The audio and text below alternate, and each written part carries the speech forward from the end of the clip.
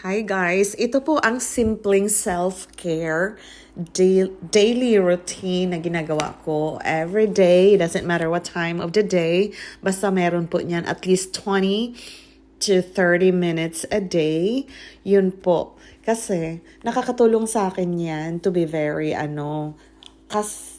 masyadong busy ang life, 'di ba? Pero naglalaan talaga ako ng oras para po sa aking sarili, kahit kunting minuto lang. You know, the very least minute is like 30 minutes a day. Instead na uupo ka dyan manonood ng TV, gagawin mo to, nakakanood ka pa rin ng TV, no, while doing this simple routine every day. Kahit sa gabi, pagdating sa work, hindi ako naupo agad. Nanonood ako ng news, doing this kind of stuff.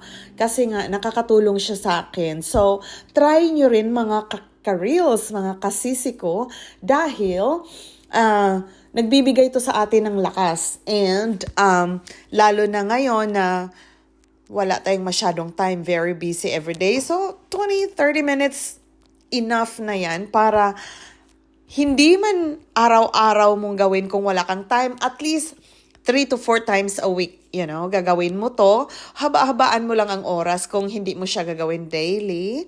Yun po. Pero sa akin, ginagawa ko siya in the morning and also sa gabi pagdating ko ng bahay. Kasi nga, galing tayo sa work, di ba? So, sa work, you work sometimes. I work most of the time 10 hours or lately, nagiging 8 hours muna kasi nga nag-slow down kami.